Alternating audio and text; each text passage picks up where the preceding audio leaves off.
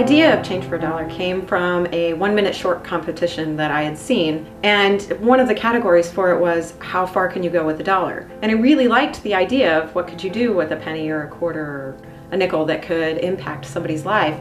And up until this point, I'd never been behind the camera. I was always in front of the camera as an actor, and I really wanted the opportunity to try and bring this vision to life.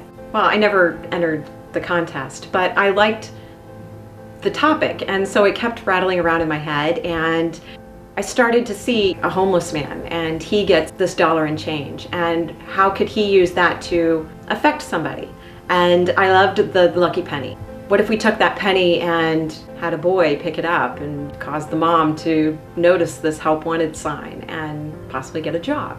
It all started clicking, and I decided that, you know, I really want to take the shot at making the movie. So the first thing I did was go to Paul Campbell, and he's an amazing cinematographer. I said, Paul, you know, I really want you to be a part of this. And he's like, absolutely, you know, when are you going to shoot? And I'm like, no, I want you to be my lead actor.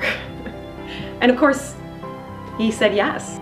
I knew from being an actress that a director is only as good as his team. So I knew I had to put a pretty strong team together. Thankfully, I was on the board of the Independent Film Coalition in Kansas City, and so my talent pool was endless. I mean, we have some really fantastic people, including Kendall Sin, who I brought in as my cinematographer. I'd seen a lot of his work in the past and knew that his style would complement my vision, and we worked really, really well together. Because Change for a Dollar has like one line of dialogue, I knew that the score was going to be probably one of the most important characters in the film.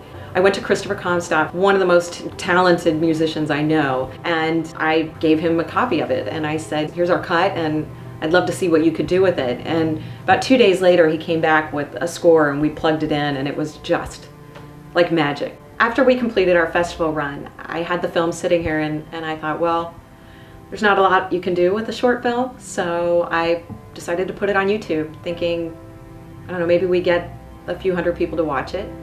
And it was a big surprise. We started seeing the numbers started climbing, and you know, and I would check it 3 or 4 times a day just in amazement at, you know, how many thousands of people started watching this. And then it was tens of thousands. And we kept saying, well, maybe we'll hit, I don't know, 50,000 by Christmas or New Year's. And wow, we're sitting at 1.3 million, and we've been seen in 195 countries. You know, it's funny, in all the emails and comments that I get, the one I never ever expected was, I got a comment from somebody that had quoted Roger Ebert in saying that Change for a Dollar had touched him and Sharon Wright was a name to remember. I mean, it doesn't get any better than that.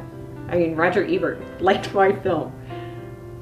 Yeah, I don't think any award will ever top that moment. I think as an artist, you want to create something that impacts people, that causes a reaction or a change of some sort. And to know that I created a film that has inspired people to make changes, to give to others, to pay it forward or do random acts of kindness is probably the most amazing thing.